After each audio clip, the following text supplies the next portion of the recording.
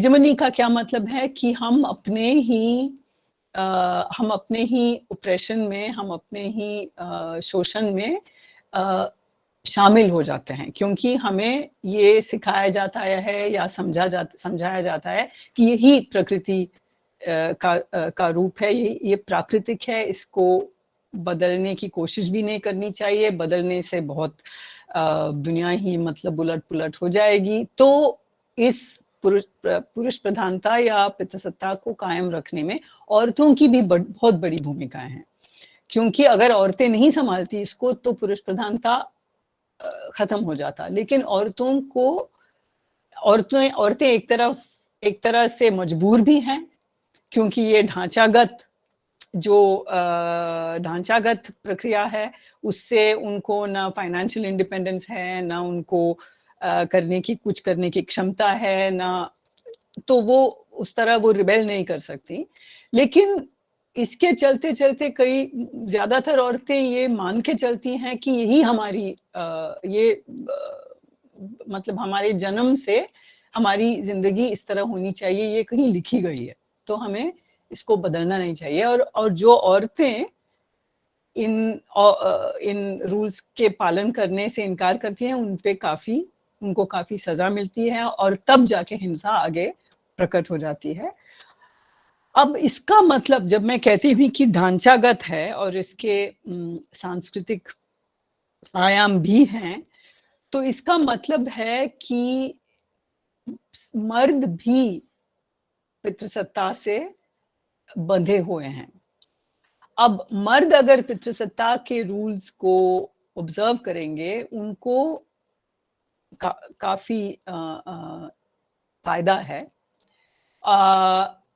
लेकिन ये इन रूल्स का पालन करना इतना आसान भी नहीं है। तो मर्दों को भी एक तरह से जकड़ के रखता है पितृसत्ता, और जो मर्द पितृसत्ता से भागना चाहते हैं, पितृसत्ता से बाहर निकलना चाहते हैं, उनको भी सज़ा भुगतनी पड़ती है। अगर कोई मर्द इतर लैंगिक ना बन के वो अपने आप को गे समझता है, अपने आप को समलैंगिक समझता है, अगर मर्द नहीं चाहता है कि वो मर्दाना बने, और मर्दानी का मतलब हम सब समझते हैं, तो इस समाज में रहना उनके लिए भी मुश्किल किया जाता है। तो वो भी सीखते हैं, मर्द बनना और औरत बनना सीखना पड़ता है, और ये सीख प्यार से भी दी जाती है, हिंसा से भी कायम किया जाता है वगैरह। और इस पूरी प्रक्रिया में परिवार का जो रोल है, परिवार की जो भूमिका है, वो सबसे वो ही है आधारशिला। पितृसत्ता का आधारशिला मौजूदा परिवार है। अगर मैं आपसे पूछूं कि परिवार का मतलब क्या है, और आप मुझसे कहें कि परिवार का मतलब वो है कि एक समूह है जहाँ लोग एक दूसरे से प्यार करते हैं और एक दूसरे की मदद करते हैं और एक दूसरे को ज़िंदगी भर साथ देते हैं। अगर आप मुझे ये जवाब दें, तो मैं कहूँगी कि फिर कोई भी 5-6 लोगों की कोई भी समूह फिर परिवार बन सकता है ना। 4 दोस्त, एक माँ, एक बच्चा और माँ की सहेली, वगैरह-वगैरह। मतलब तरह-तरह के फिर समूह को परिवार कहा जा सकता है, लेकिन ऐसा नहीं है। परिवार वो डिस्क्रिप्शन जो आपने अभी दिया, या मैंने सोचा कि शायद आप देंगे कि प्यार, मोहब्बत और साथ रहना और मदद करना, उस तरह के समूह को नहीं कहते हैं फैमिली, क्योंकि फैमिली का, परिवार का एक कानूनी अर्थ है, और वही अर्थ माना जाता है फैमिली का, और वो है पितृसत्तात्मक, इतरलैंगिक, पैट्रियार्कल, हेटेरोसेक्सुअल फैमिली, जिसमें हायरार्की है, जिसमें दर्जे हैं, वो जेंडर के आधारित पर भी है, उम्र के आधार पर भी है। लेकिन चलते-चलते उम्र पे आधारित जो पावर है, वो जेंडर के आधार के पावर से वो ओवरटेक किया जाता है। मेरा कहने का मतलब है कि जब बच्चे छोटे हैं, तो माँ का उन पे कुछ तो काबू है। लेकिन जैसे बेटे बड़े हो जाते हैं, तो फिर वो माँ से हमेशा उम्र में कम रहेंगे, लेकिन माँ से ज्यादा उनको पावर मिलेगा। तो जेंडर और उम्र के आधार पे फैमिली में हायरार्की है, और चलते चलते जेंडर का हायरार्की, जेंडर का जो दर्जा है वो ज्यादा महत्वपूर्ण बन जाता है। तो ये जो फैमिली है, इसके आधार पे समाज की सारी पहचान, मतलब समाज के सारे पहचान इस एक संस्था पे टिके हैं। यानी कि आपकी जाति, आपका रिलीजियस आइडेंटिटी, ये सब जन्मते ही हमें दिया जाता है। ऐसा नहीं है कि ये आपकी मर्जी है कि जब आप बालिग बन जाएंगे 18 साल में, आप अपनी जाति चुनिए और आप अपना धार्मिक पहचान चुने। ऐसा तो नहीं है ना। हम किसी के कोख में से ही, अपनी माँ की कोख में से ही ये पहचान हमें अपनाना पड़ता है। और ये पहचान पितृसत्तात्मक इंटरलैंगिक परिवार के जरिए ही ये पहचान आगे बढ़ाए जाते हैं। जाति हो या रिलीजियस आइडेंटिटी हो या क्लास भी, वर्ग की पहचान भी, क्योंकि संपत्ति भी इस फैमिली के जरिए ही आगे लिया जाता है। अब इसका मतलब ये है कि पितृसत्ता इसे क्यों कहते हैं, कि पिता की पहचान इस परिवार को कायम रखने में, पिता की पहचान बहुत ही महत्वपूर्ण है। हालांकि कोख औरत की है। जब कोख औरत की है, और अगर आप सोचें सिर्फ बायोलॉजी के बारे में, तो जो हमें बिल्कुल सर्टेनिटी से हमें जो मालूम है, वो सिर्फ माँ की पहचान है। बाप की पहचान शादी से बनाया जाता है, और माना जाता है, और लीगली भी वैसे माना जाता है कि जिसके साथ आपकी शादी हुई है वो बच्चा उसी का है। क्योंकि बाद में जाके अब आजकल आप डीएनए टेस्टिंग वगैरह कर सकते हैं, लेकिन डीएनए टेस्टिंग भी 100% प्रूफ नहीं है बाप की आइडेंटिटी का। इसका मतलब क्या है? इसका मतलब ये है कि औरत को काबू में रखना पितृसत्ता के लिए बिल्कुल अनिवार्य है, क्योंकि औरत की कोख पे काबू नहीं रखा, औरत के यौन इच्छाओं पे काबू नहीं रखा परिवार ने, तो न जाने कौन सा निर्जात बच्चा उस औरत की कोख से जन्म लेगा, है ना। तो कंट्रोल ऑफ विमेन सेक्सुअलिटी पितृसत्ता के लिए बिल्कुल अनिवार्य है, और औरत की कोख पे काबू रखना, इसीलिए एक परिवार की इज्जत औरत के कंधों पे है वगैरह, इस तरह की समझ है। इसलिए कि इज्जत जिसे वो कह रहे हैं वो है जाति की पहचान और रिलीजियस आइडेंटिटी की पहचान, और कोख को काबू में रखने के लिए औरत के शरीर को काबू में रखना जरूरी है। और इसीलिए औरतों पे इतने बड़े दबाव हैं, इसीलिए औरतों को की शादी पे इतना जोर है, और वैसे मर्दों की शादी पर भी जोर है, लेकिन वैसे एक तरह से शादी कंपल्सरी है हमारे समाज में। और हमेशा हमको, अगर आपने मतलब 20-22 साल से, हम जैसे लोगों को इससे पहले भी होगा, लेकिन आपको ये जवाब देना पड़ता है कि आपकी शादी क्यों नहीं हुई। अनिवार्य है शादी हमारे समाज में, इसके बारे में भी सोचिए। तो ये जो परिवार है, जिसके आधार पे पितृसत्ता टिका हुआ है, जाहिर है कि अगर हम नारीवादी समझ से न्याय के बारे में सोचेंगे, तो जाहिर है कि इस संस्था, यानी कि इस इतरलैंगिक पैट्रियार्कल फैमिली का, पितृसत्तात्मक परिवार की शक्ल को हमें बदलनी होगी।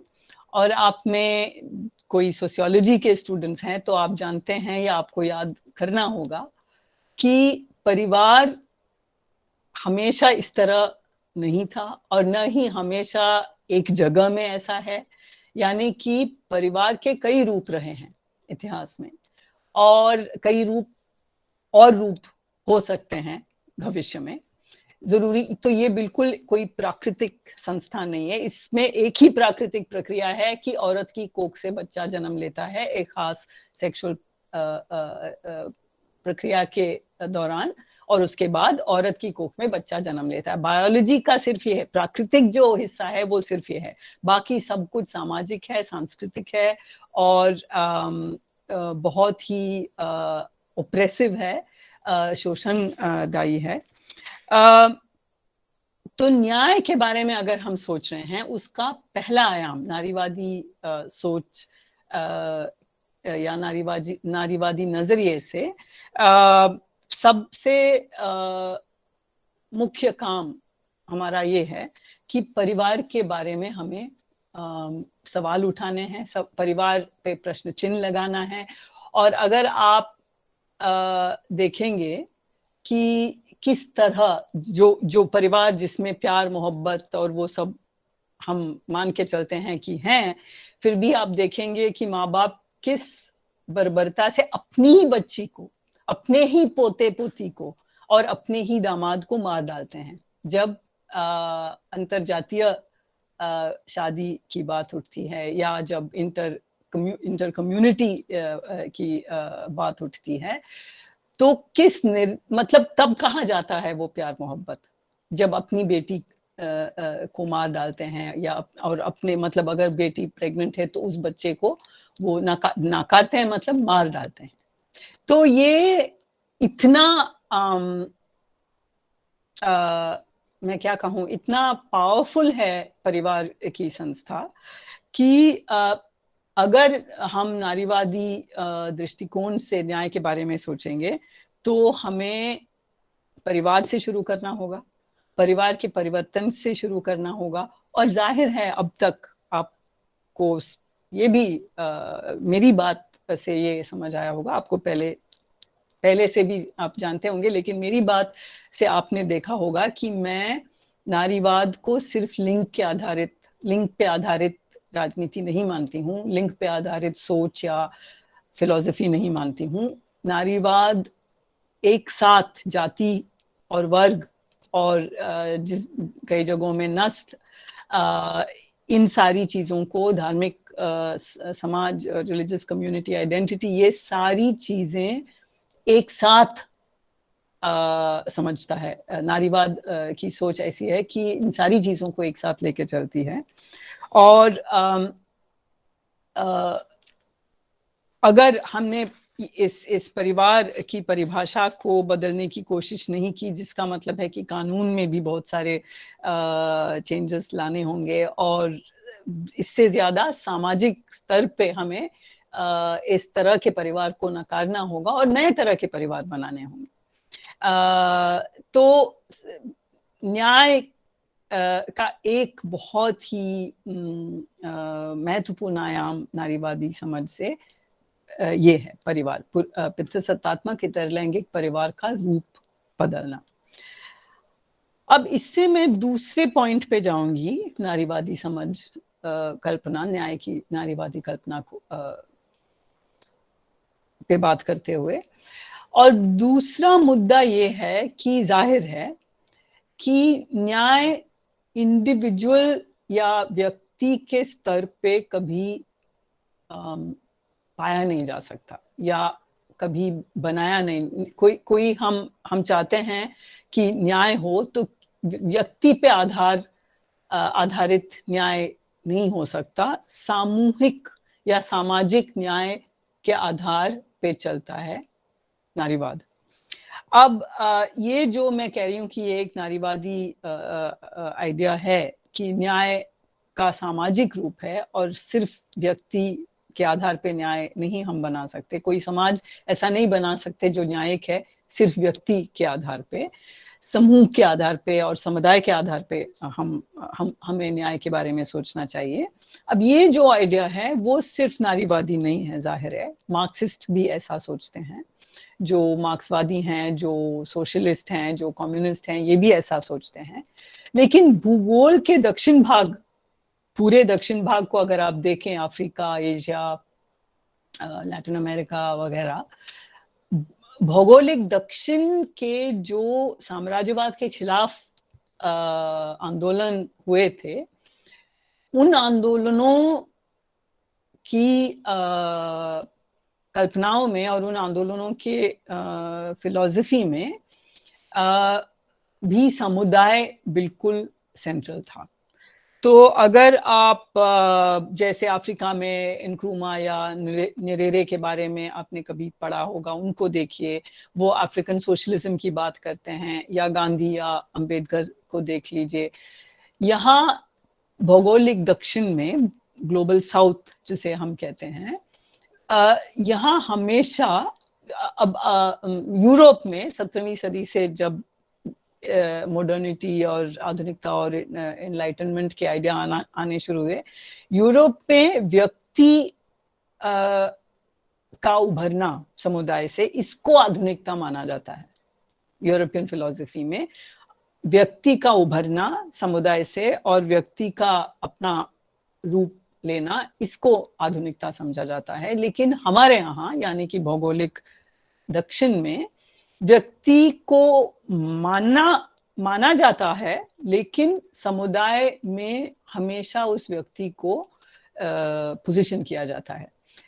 तो अब तो जैसे तो एक है राष्ट्र या देश, इसके साथ व्यक्ति को जोड़ा जाता है, या अंबेडकर जैसे अंबेडकर, बाबा साहेब अंबेडकर ने सोचा, वो फिर हमें कम्युनिटी, कास्ट के बारे में सोचना चाहिए। कास्ट पे आधारित है व्यक्ति की पहचान। गांधी ने भी स्वराज सिर्फ व्यक्ति के बारे में नहीं सोचा, स्वराज मतलब अपने आप पे काबू रखना, लेकिन एक नेशनल कम्युनिटी है, या एक कोई अफ्रीका में ट्राइबल कम्युनिटी थे, या यहाँ जाति के कम्युनिटीज हैं। तो इसलिए हम देखेंगे कि सिर्फ नारीवादी नहीं है जो समझते हैं कि न्याय किसी व्यक्तिगत आधार या व्यक्ति के आधार पे किया जा सकता है। न्याय की परिकल्पना हमेशा समुदाय में जड़ लेता है। तो अगर हमारे संविधान के बारे में आप सोचेंगे, हमारे जो मौलिक अधिकार हैं, मौलिक अधिकार के भाग में दो तरह के अधिकार के पात्र हैं। एक है व्यक्ति, लेकिन एक है समुदाय। दोनों को फंडामेंटल राइट्स ही में रखा गया है, इसलिए कि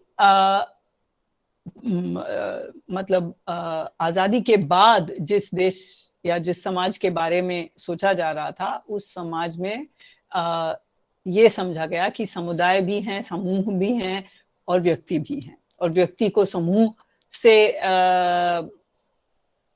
सुरक्षा की जरूरत है, लेकिन समूह को राज्य से और दूसरे समूहों से सुरक्षा की जरूरत है। तो हमारा कॉन्स्टिट्यूशन काफी उस तरह कॉम्प्लेक्स है, और फंडामेंटल राइट्स के भाग में ही दोनों को अधिकार के पात्र माना जाता है।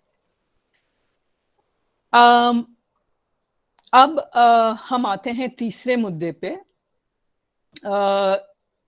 तीसरा मुद्दा है नारीवादी सोच के लिए, न्याय के बारे में नारीवादी सोच के लिए, और यहाँ कानून सेंट्रल है। इस सवाल को जब हम लेते हैं तो कानून का फ्रेमवर्क आ जाता है, और वो है न्याय सेमनेस पे आधारित होना चाहिए या डिफरेंस पे आधारित होना चाहिए।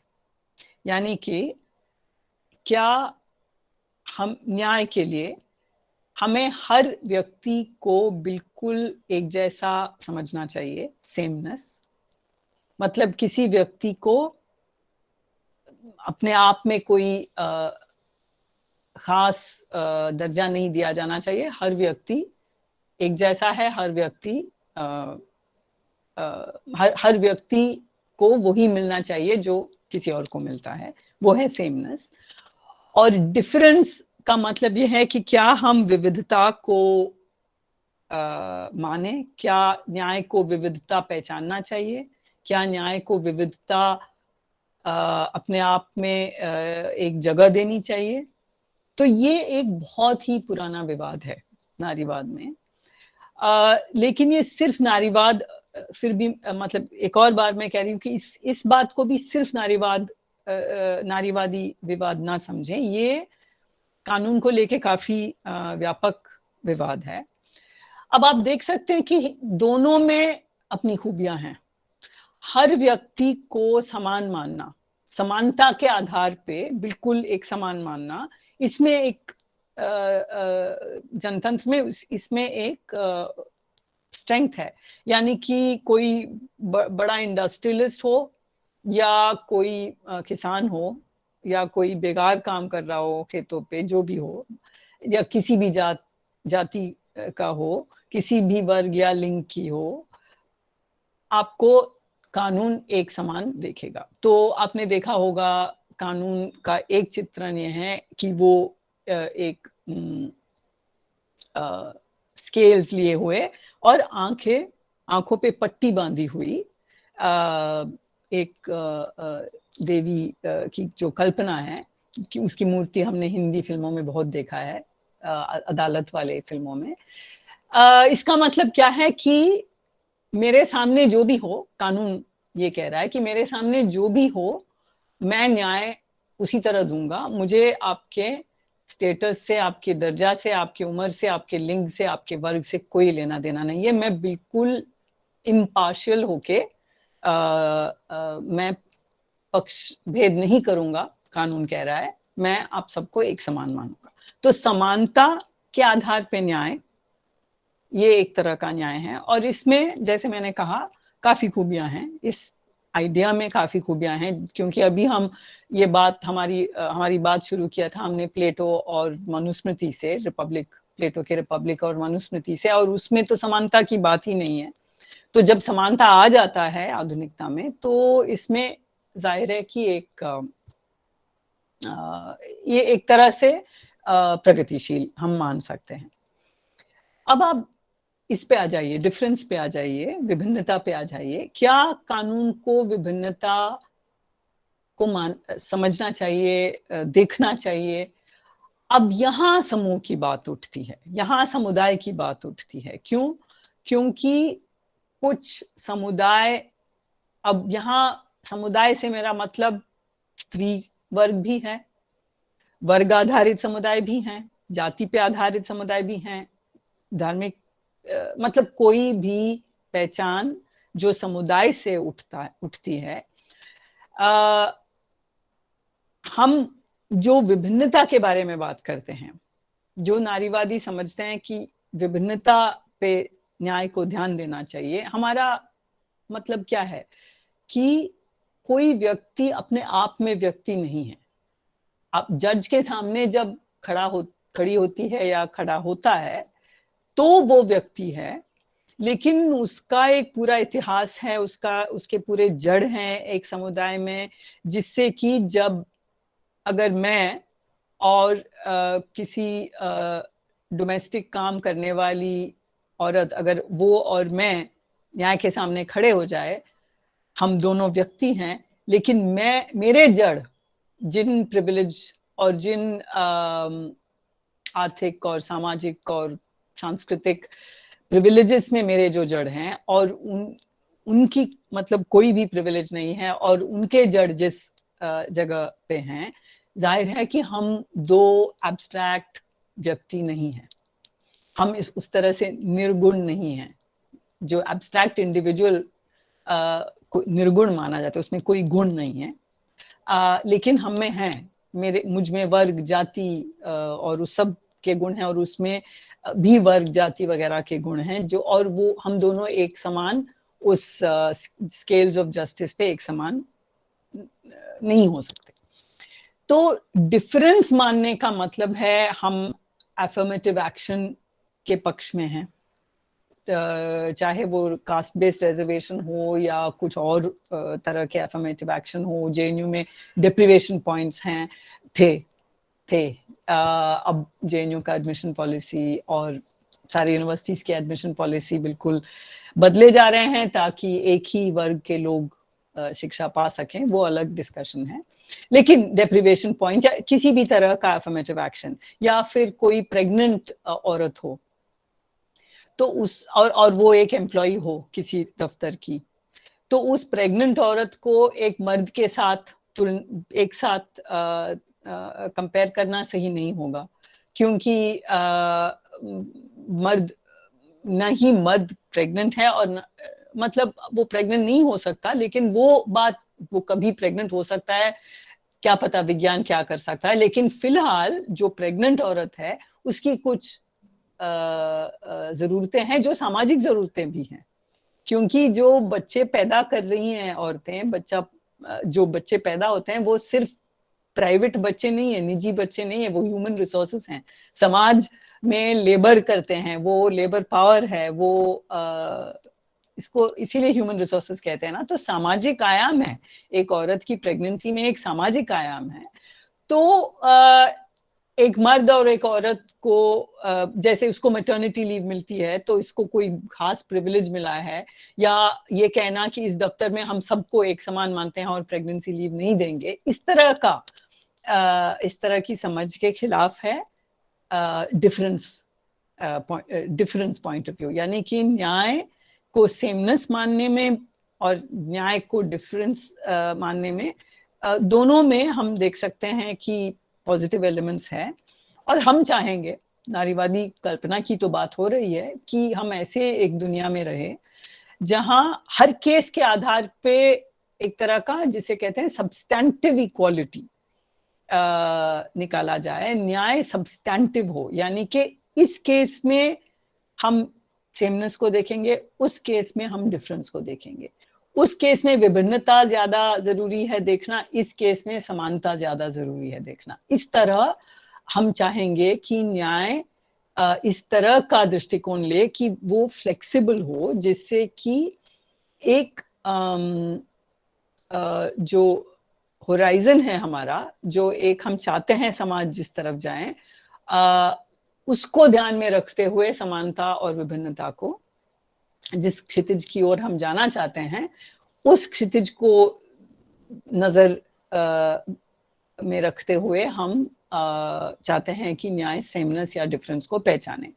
तो कविता जी ने पहले जो बातें रखी मेरे न्याय और कानून के बारे में, जो पॉइंट्स उन्होंने बताए, कानून के प्रति मेरी एक सस्पिशन इसलिए है, मेरा शक इसलिए है कि कानून कभी क्या इस तरह की बहुत महीन तुलना कर सकता है। क्या ये जब हम कहते हैं कि इस केस में फलाना हो और उस केस में फलाना हो, हम क्या समझ रहे हैं कि जज की परख, जज क्या है? जज भी इंसान है, जज भी किसी समाज और समुदाय से आ रहा है, तो जज के भी होंगे प्रेजुडिस और वो सब। तो क्या न्याय इस तरह का बैलेंस बना पाएगा या नहीं, लेकिन हम चाहते हैं कि बना पाए। और फाइनल पॉइंट मेरा ये है कि न्याय की परिकल्पना में, न्याय की नारीवादी कल्पना में क्या हम चाहते हैं कि औरत स्वायत्त बनने की काबिल बने, कि कि एक सामाजिक न्याय के लिए औरतों को स्वायत्त होना चाहिए, ऑटोनोमस होना चाहिए, या फिर एक ऐसी नारीवादी सोच होनी चाहिए जिसमें हम इंटरडिपेंडेंट समझते हैं, परस्पर निर्भरता को हम एक वजन देते हैं। अब इस विवाद को फेमिनिस्ट थ्योरी में ethics of justice versus ethics of care कहा जाता है, यानी कि न्याय का एक एथिक और दायित्व, केयर को हम दायित्व कह सकते हैं, दायित्व का एक एथिक। क्या और ये अभी मैंने इक्वालिटी और डिफरेंस की बात जो की उसके साथ जुड़ा हुआ है, क्योंकि एक तरह की नारीवादी सोच में स्वायत्तता ज्यादा, क्योंकि मैं अब तक आपको समझ में आया होगा कि नारीवादी सोच एक नहीं है, जैसे कि मार्क्सवादी सोच भी एक नहीं है और अम्बेडकराइट सोच में भी उसके अंदर भी विवाद हैं वगैरह वगैरह।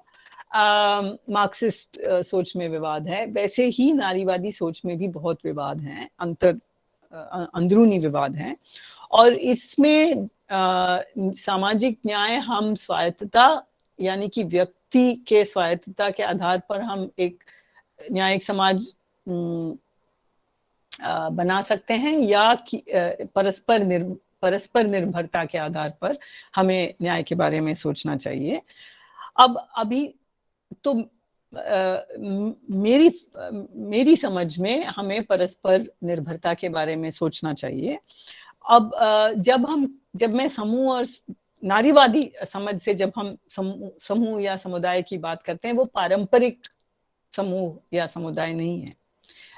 हमारी सोच में, नारीवादी सोच में हम चाहते हैं कि समूह नए तरह के बने, एकजुटताएं बने, सॉलिडारिटीज बने, और वो पुराने समुदाय, जाति और उस पे आधारित समुदाय नहीं, लेकिन कम्युनिटीज जो कि सचमुच में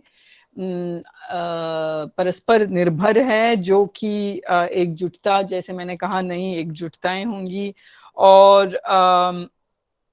और ये जो सॉलिडारिटी है और ये परस्पर निर्भरता को मानने में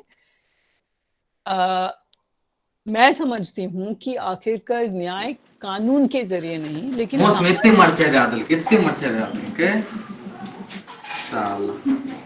कौशल जी आप माइक जरा ऑफ करेंगे, थैंक यू।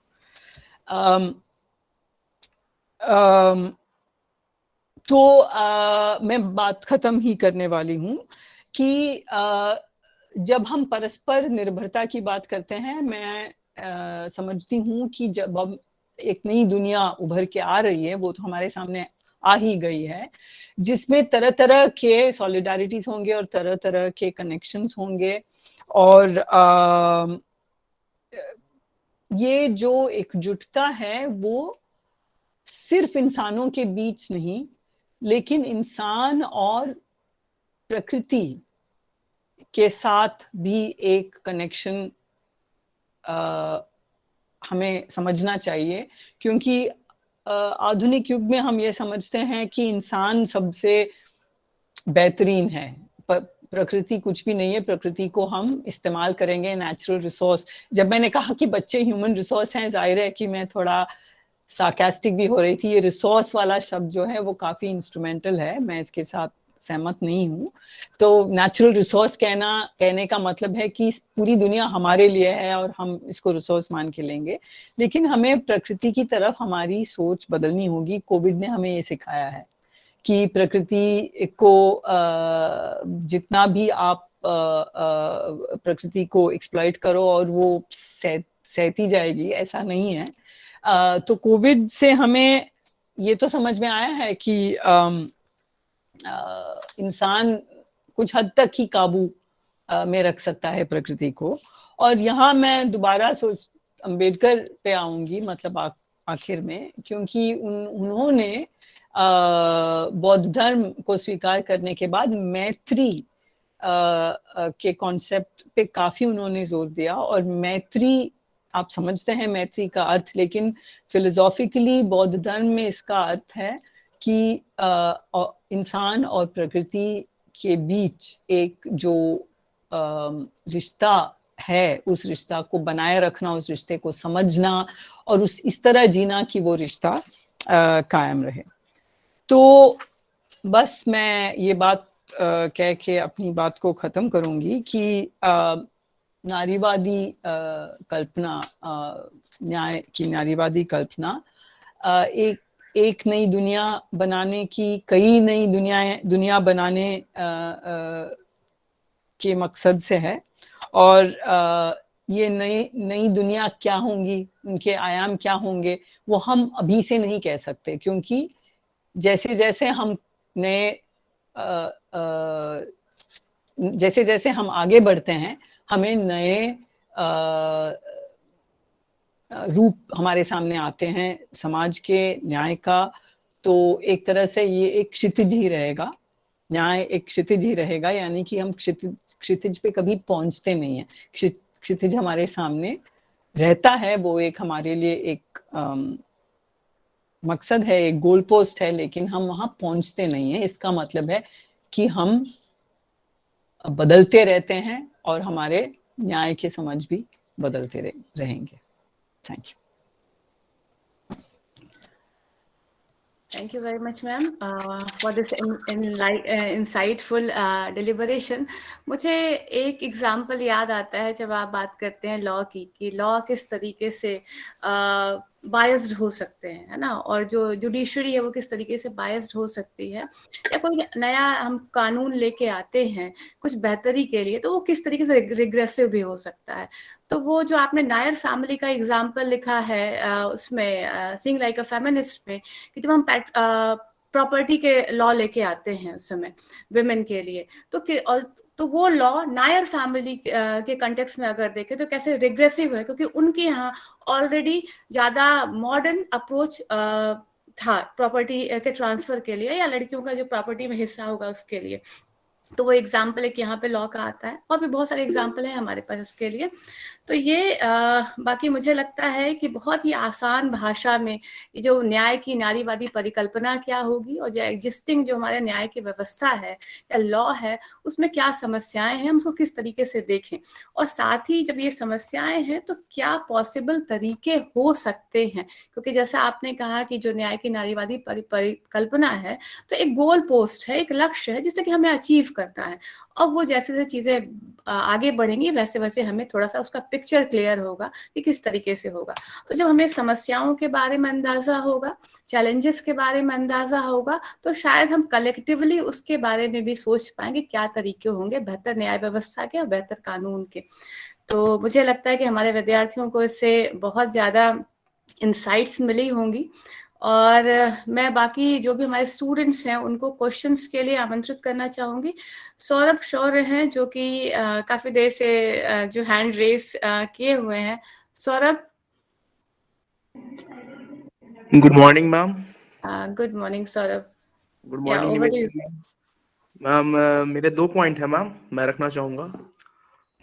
पहली ये है मैम कि मैम मेरे बाबा जो हैं उन्होंने मेरे को मनुस्मृति थोड़ी बहुत पढ़ाई है मैम। उसमें कहीं पे भी जाति शब्द का प्रयोग नहीं किया गया मैम।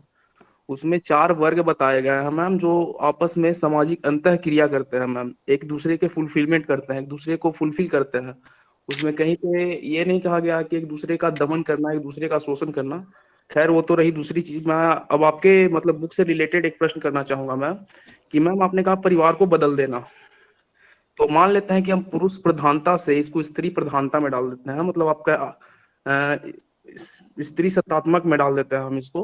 तो डाल देने के बाद मैम यदि एक बच्चा आता है, सपोज कर लेते हैं, इमेजिन करते हैं मैम कि एक बच्चा आता है, वो बच्चा आने के बाद वो स्त्री डाइवोर्स कर देती है, तो मैम उस बच्चे के फुलफिलमेंट के लिए उस बच्चे को कौन मतलब देखेगा मैम, उसको कौन भरण पोषण करेगा, पालन पोषण कौन करेगा ma'am? Thank you ma'am. Okay, मैं एक एक सवाल लूं कविता जी, या 2-3 सवाल एक साथ लूं? Ma'am it's all up to you. ठीक है, मैं अभी एक एक करके लेती हूँ, और फिर अगर बहुत सवाल हैं तो हम 2-3 साथ ले सकते हैं। तो सौरभ जी, ऐसा है कि जो आप कह रहे हैं ना मनुस्मृति के बारे में, आपको हम सबको याद रखना चाहिए कि ये एक प्रिस्क्रिप्टिव टेक्स्ट है, ठीक है, और ये किसी एक व्यक्ति ने नहीं लिखा है, ये तो आप जानते ही होंगे। ये एक कंपाइलेशन है, कई सदियों के कंपाइलेशन है, तो इसमें कहीं कुछ लिखा होगा, कहीं और कुछ और लिखा होगा। लेकिन मनुस्मृति का जो आधार है, या ये 4 वर्ग जो आप कह रहे हैं, उसमें लिखा नहीं है कि दमन करना चाहिए, क्योंकि ये प्रिस्क्रिप्टिव टेक्स्ट है। और लेकिन जब आप कहते हैं कि 4 वर्ग होने चाहिए, और हुनर के आधार पे नहीं, काबिलियत के आधार पे नहीं, लेकिन जन्म के आधार पर ये 4 वर्ग होंगे, तो जाहिर है कि कहीं ना कहीं, जैसे मैंने कहा, हिंसा की खतरा उस टेक्स्ट के बाहर है। यानी कि आपने किसी एक वर्ग, आप जैसे कहते हैं वर्णाश्रम धर्म की बात आप कर रहे हैं, किसी एक वर्ग का मतलब क्लास है। हम जाति के बारे में बात कर रहे हैं, जाति वाला शब्द मनुस्मृति में इस्तेमाल नहीं किया गया है, लेकिन वो इस चतुर्वर्णाश्रम का ही एक वर्णन है। Of course now my point is कि ये थोड़ा इरेलेवेंट है हमारी बात को, क्योंकि नारीवादी कल्पना में, न्याय की कल्पना में मैं एक उदाहरण दे रही थी कि उस जमाने में, या चाहे प्लेटो का रिपब्लिक हो चाहे मनुस्मृति हो, उसमें हायरार्की और असमानता का आधार है, मतलब उसके आधार दिए गए हैं, ये आधारशिला है असमानता के। तो अगर आप चाहते हैं ये कहना कि मनुस्मृति में बिल्कुल असमानता नहीं है, मनुस्मृति एक ऐसा डॉक्यूमेंट है जिससे कि एक जनवादी रिपब्लिक का आधार हो, तो वो अलग डिबेट है ना। मतलब इतना तो आप मानेंगे कि उसमें दर्जागत रूप से एक हायरार्की दिया गया है और ये जन्म से निर्धारित किया जाता है कि आप कौन से वर्ग में होंगे। तो वो अलग डिबेट है। अगर आप मानते हैं कि मनुस्मृति के आधार पे एक जनवादी रिपब्लिक, आधुनिक जनवादी रिपब्लिक की सृष्टि हो सकती है, मैं आपसे असहमत हूँ, वो अलग विवाद है। मैं सिर्फ कह रही हूँ कि मैं असहमत हूँ आपसे। Okay, ma'am, but that is defined that on the basis of karma, ma'am, not on the basis of janma. हाँ, लेकिन कर्म जन्म से ही होता है ना। मतलब आप कर्म लिए आते हैं ना, आप किसी के कोख में अपना कर्म लिए आते हैं ना। No, तो वो ma'am. कर्म आप जिंदगी भर, आप पूरी जिंदगी के खत्म होने के बाद ही अगले जन्म में आपका कर्म बदलेगा। तो ये विवाद, इस विवाद में अभी ना जाएं, मैं आपसे असहमत हूँ। मैं समझती हूँ कि आप मनुस्मृति को पूरी तरह से समझ नहीं रहे हैं। आप समझते हैं कि मैं पूरी तरह से मनुस्मृति को समझ नहीं रही हूँ। ठीक है, इस बात को हम अलग रखते हैं अभी फिलहाल, क्योंकि इस चर्चा का विषय वो नहीं है। ठीक है, हम असहमत हैं इसमें। Ma'am, one more question ma'am. एक मिनट, मैं चाहती हूँ कि हम ऐसे समाज में रहे जहां असहमतियों को इस तरह हम असहमतियों के साथ हम इस तरह जूझें कि ठीक है, अगर आप ये मानते हैं आप अपना कीजिए, अपनी राजनीति, आपका काम कीजिए, मैं अपना करूंगी। नारीवादियों के लिए मनुस्मृति एक बिल्कुल ही अनएक्सेप्टेबल डॉक्यूमेंट है। ठीक है, दूसरा सवाल आपका था कि परिवार को बदल के स्त्री प्रधान। अब देखिए, नारीवादी सोच में पुरुष प्रधानता को बदल के स्त्री प्रधानता करना नहीं है हमारा मकसद। हम चाहते हैं कि कोई भी प्रधान ना हो, न लिंग के आधार पे, न जाति के आधार पे, न वर्ग के आधार पे। हम चाहते हैं कि एक जनवादी समाज हो जिसमें सचमुच सब्सटैंटिव इक्वालिटी हो या समानता हो। जहां कोई हिस्टोरिकली मार्जिनलाइज समुदाय है तो उसके लिए, समुदाय मतलब या लिंग है तो उसके लिए हम कुछ एफर्मेटिव एक्शन हो वगैरह। तो हम नहीं चाहते कि स्त्री प्रधान समाज हो। रही बच्चे की बात, जब कोई शादी में डिवोर्स होता है, आप क्या समझते हैं कि अभी जो पुरुष प्रधान समाज में जब डिवोर्स होता है तो बच्चों का कौन देखभाल करता है? क्या सारे पुरुष डिवोर्स देके बच्चों का देखभाल करते हैं अभी पुरुष प्रधान समाज में? तो मुझे आपका सवाल मैं सोच रही थी कि आपकी सोच क्या है कि आपको लग रहा है कि स्त्री प्रधान समाज में बच्चे का कोई देखभाल नहीं करेगा, लेकिन पुरुष प्रधान समाज में अब कौन कर रहा है बच्चे का देखभाल? औरतें ही कर रही हैं ना। तो स्त्री प्रधान समाज में आपको लगता है कि औरतें नहीं करेंगी? तो ये सवाल मुझे समझ में नहीं आया। मेरा जवाब ये है। अब आगे बढ़े और सवाल, बाकी लोगों के भी सवाल होंगे। Yes ma'am, thank you ma'am. Good morning ma'am. जी ma'am, do you feel that नारी को अभी एम्पावर्ड करने की जरूरत है? They are touching all the heights in every field. You can take the example of PV Sindhu, Kalpana Chawla, late prime minister of India miss Indira Gandhi, Gita Gopinath ma'am. तो क्या मैम हम लोग को बार बार एम्पावर्ड वर्ड का यूज करना चाहिए? दे आर ऑलरेडी एम्पावर्ड। तो उससे कहीं ये नहीं हो सकता कि नारी जो है मैम, उनको हम लोग कहीं कमजोर फील करा रहे हैं बार बार बोल के? अच्छा कौशल, आपका डिसिप्लिन क्या है? आप कौन से सब्जेक्ट से आते हैं? Ma'am, up to class 12th I was from the science background and now I am from doing BA BEd.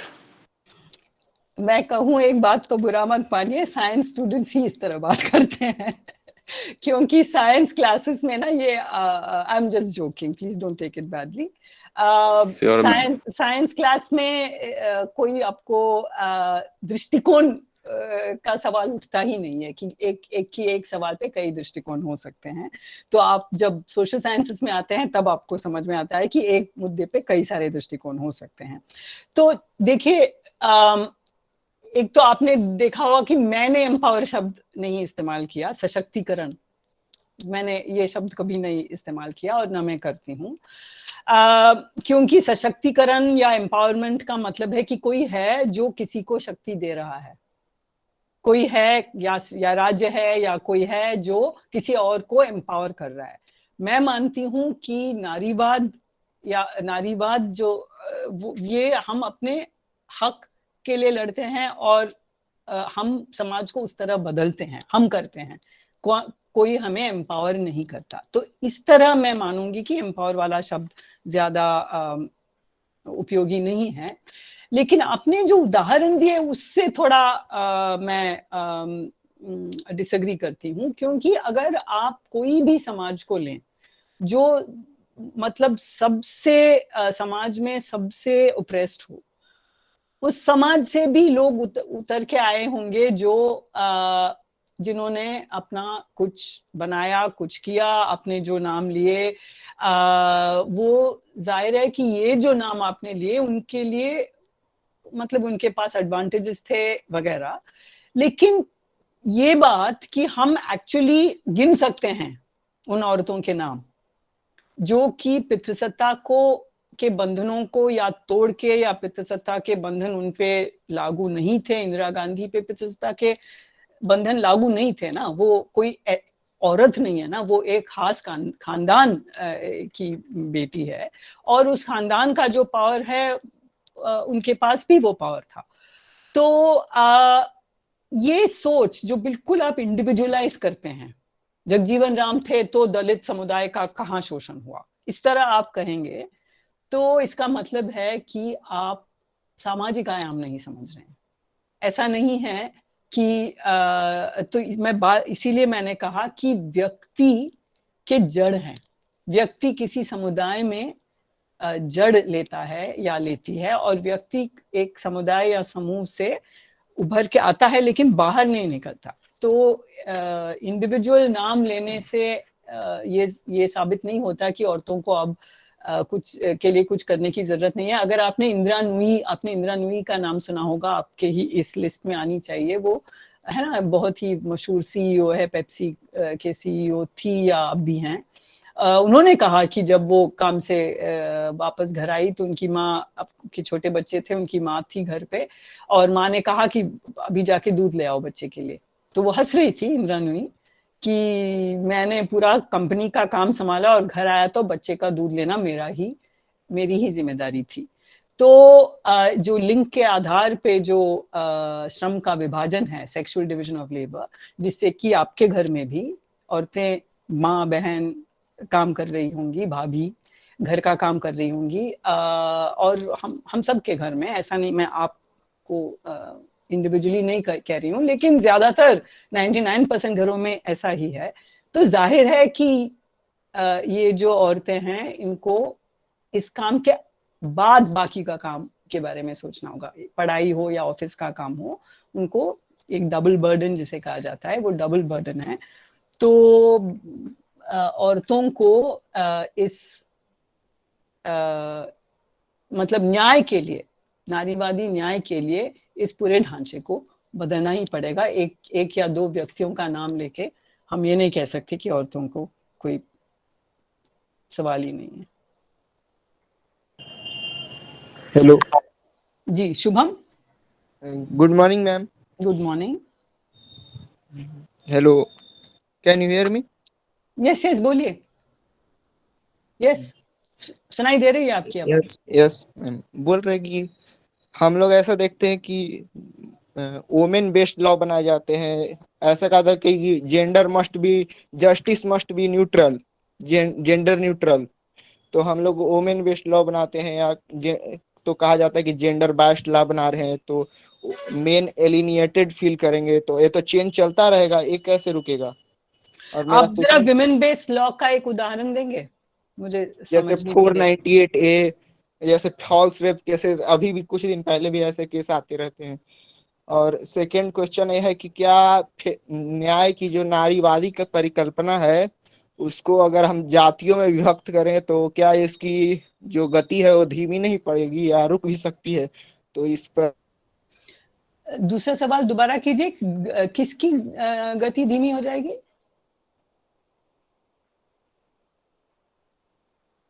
Shubham, दूसरा सवाल मुझे समझ में नहीं आया। जाति और किसकी? जैसे फेमिनिज्म इन इंडिया को, जो कास्ट सिस्टम इन इंडिया है उसको इफेक्ट करते हैं ना, तो क्या इसको रोकने की जरूरत है कि हम फेमिनिज्म को कास्ट में डिवाइड ना करें? Okay, got it. ठीक है, तो पहला सवाल आपका जो विमेन बेस्ड लॉ आप जिसे कह रहे हैं, मैंने अपने 45 मिनट में ये आपको समझाने की कोशिश की कि मौजूद परिवार का जो मौजूदा रूप है वो बिल्कुल अनजस्ट है, वो बिल्कुल शोषणकारी है, उसमें औरतों का ना दर्जा है न कोई मतलब कुछ नहीं है, मतलब खाने तक उनको कम मिलता, खाने मतलब वहां तक उनको खाना कम मिलता है, संपत्ति में भाग नहीं है, हालांकि कानून है अब कि समान भाग होना चाहिए संपत्ति में, वो भी नहीं है, कुछ नहीं है। ठीक है, तो मौजूदा परिवार जब तक है तो 498A जिसे आप कह रहे हैं वो है डोमेस्टिक वायलेंस को लेके। अगर आप कोई भी सर्वे देखें इंडिया में, कोई भी इंडिया मतलब पूरे भूगोल में देखें, लेकिन इंडिया में देखें तो डोमेस्टिक वायलेंस बहुत हाई है। कोविड के जमाने में, अभी लॉकडाउन में डोमेस्टिक वायलेंस के जो इंस्टेंसेस है वो बहुत ज्यादा बढ़ गए। तो औरतों, आप देख लीजिए शादी का जो रूप है, कोई औरत, हर औरत 99% ऑफ औरत, खासकर उत्तर भारत में जो औरतों की शादी होती है वो अपना घर छोड़ के कई एक नई जगह चली जाती हैं, एक नए घर में चले जाते हैं जहां उनका कोई नहीं है, कोई सपोर्ट नहीं है। और दहेज तो आपको पता है रैम्पेंट है, आपके फैमिली में भी और यहाँ बैठे हुए सबके फैमिली में किसी न किसी ने तो दहेज लिया होगा, किसी न किसी, मैं ऐसा कह रही हूँ लेकिन जाहिर है कि ज्यादातर मर्दों ने दहेज लिया होगा। तो इस संदर्भ में औरतों की सुरक्षा के लिए ये कानून पारित किया गया। अब आप कह रहे हैं कि फॉल्स केस हो सकते हैं, तो हर कानून में फॉल्स केस हो सकते हैं। मर्डर के कानून को ले लीजिए, फॉल्स केस होते हैं कि नहीं होते हैं? बहुत ज्यादा होते हैं। कोई संपत्ति की लड़ाई में भाई और बाप और बेटे वो हो जाते हैं, फिर एक दूसरे पे फॉल्स केसेस लगाते हैं, मर्डर के और असॉल्ट के वगैरह। ठीक है, फॉल्स केसेस तो हर कानून में है। फॉल्स केस चोरी के कानून में हो सकते हैं कि इसने चोरी की लेकिन उसने चोरी नहीं की, लेकिन आप उसको फंसाना चाहते हैं, तो आप कहेंगे कि कोई कानून नहीं होना चाहिए? नहीं कहेंगे ना। आप सोच लीजिए, जो सुन रहे हैं अभी सब सोच लीजिए कि फॉल्स केस की बात सिर्फ औरतों से जुड़े कानून के बारे में बहुत चिंता होती है लोगों को कि फॉल्स केस हो सकते हैं, लेकिन हर कानून में फॉल्स केस हो सकते हैं और होते हैं। मर्डर भी फॉल्स केस लगाए जाते हैं, असॉल्ट भी फॉल्स केस लगाया जाता है, चोरी के भी झूठे इल्जाम दिए जाते हैं। तो फिर वो कानून का काम है देखना कि ये झूठा है कि नहीं है। ठीक है, तो ये बहुत ज्यादा चिंता सिर्फ उन कानूनों के लिए जिसमें औरतों के लिए कोई सुरक्षा है। आप जरा इस पे ठंडे दिमाग से सोचिए कि क्यों इतनी चिंता सिर्फ इन कानूनों के बारे में है। और रही false cases of rape, false आप कैसे साबित कर रहे हैं कि कोर्ट में जज ने तय किया कि ये रेप नहीं था, कि उसने कंसेंट दी थी। तो हम ये कह रहे हैं कि बहुत ज्यादा केसेस ऑफ रेप जज मानते नहीं हैं, क्योंकि समाज में पितृसत्तात्मक समाज में ये समझ है कि अगर किसी औरत के साथ बलात्कार होता है तो उसने कुछ किया होगा, या उस गलती उसकी है, उसने उस तरह के कपड़े पहने, उसने रात को निकली, उसने किसी पे भरोसा किया, अपने ट्यूशन टीचर पे भरोसा किया, और ट्यूशन टीचर ने उस पे बलात्कार की, तो कानून कहता है कि नहीं, मतलब जज कहते हैं, कानून तो एब्स्ट्रैक्ट है, बैठा हुआ है जज और उस मर्द के लॉयर कहेंगे कि ये उस रात को वहां क्यों थी, वो इस तरह के कपड़े क्यों पहनी हुई थी, वो चाहती थी रेप होना, ठीक है। तो फॉल्स केस ऑफ रेप, आप इससे मत चलिए कि किसी केस को कोर्ट में रेप नहीं समझा गया। ज्यादातर ये है कि रेप के कंप्लेंट करने पे उसको नकारा जाता है। कास्ट लाने से फेमिनिज्म डिवाइड होगा? नहीं, मैं नहीं मानती, बिल्कुल नहीं मानती, क्योंकि मैं नहीं मानती कि एक औरत एक कैटेगरी है और सारे औरतें एक जैसे हैं, नहीं है। मैं औरत हूं और पितृसत्ता के सामने मेरी दर्जा कम है, लेकिन जाति और वर्ग और रिलीजियस कम्युनिटी को अगर आप देखें, ये सारी पहचान से मेरे काफी पावर हैं कोई और औरत के तुलने में, लेकिन कई सारे मर्दों के तुलने में भी।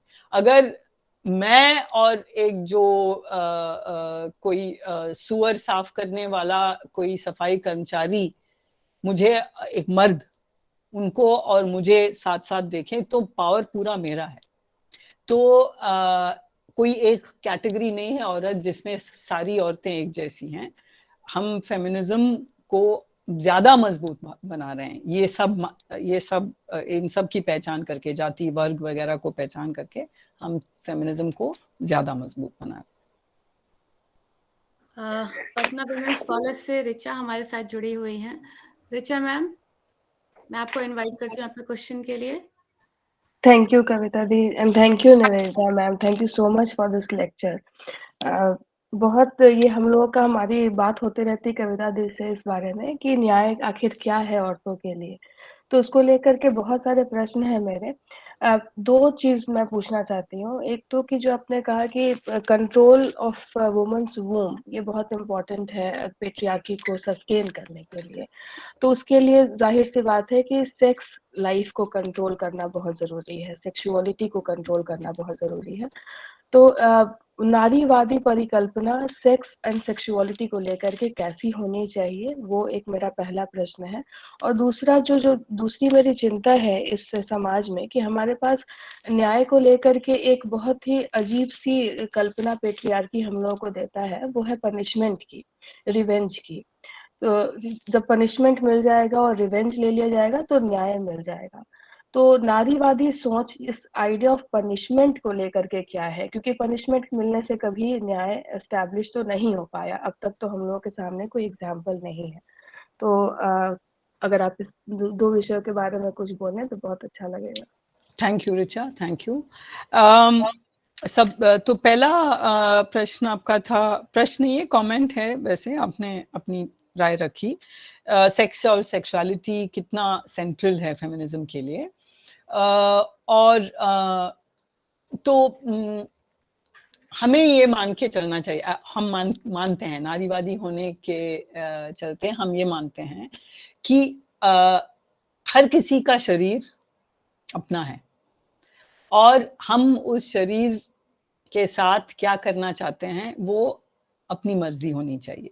किस तरह के कपड़े पहने, किस तरह उस शरीर के साथ बर्ताव करें, किस तरह बैठे उठें, किस तरह सेक्स करें, किसके साथ सेक्स करें, बच्चा पैदा करे, बच्चा ना पैदा करे, अबॉर्शन का हक,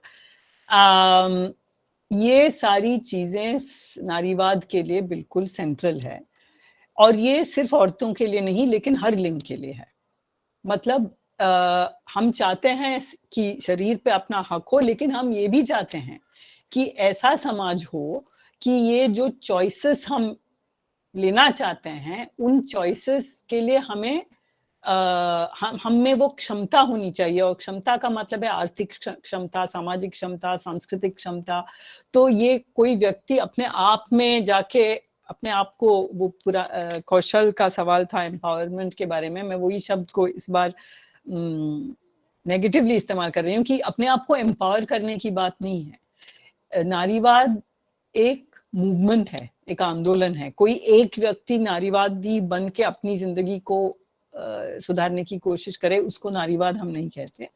तो सेक्स और सेक्सुअलिटी को अगर हम सीरियसली लें, और लेना चाहिए, क्योंकि जैसे मैंने कहा कोई सचमुच सामाजिक न्याय के लिए औरत को हर किसी को अपने बदन, अपने शरीर पे पूरा अधिकार होना चाहिए कि वो उस शरीर के साथ क्या करेगी।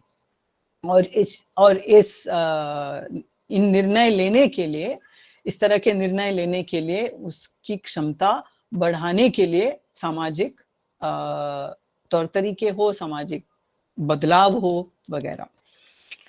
दूसरा आपका बहुत ही महत्वपूर्ण सवाल था कि कानून से सिर्फ सजा की अगर हम अपेक्षा करें और तो न्याय की क्या जगह है। मेरे ख्याल से आपका सवाल यही है कि नारीवादी समझ में क्या कानून के जरिए जो सजा मिलती है वो न्याय है?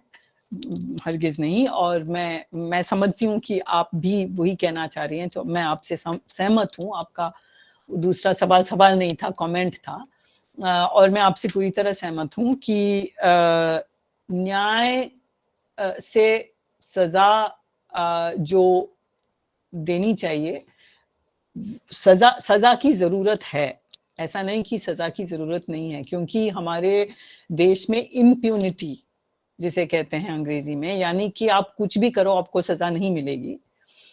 इम्प्यूनिटी जो है उसके चलते ज्यादातर कास्ट क्राइम्स और सेक्स क्राइम्स होते हैं, क्योंकि या फिर आजकल जो हिंदुत्ववादी ग्रुप्स हैं वो जिस तरह की हिंसा करते हैं लोगों पे, इम्प्यूनिटी है, उनको कुछ होता नहीं है, उन पे कुछ कार्यवाही नहीं चलती वगैरह।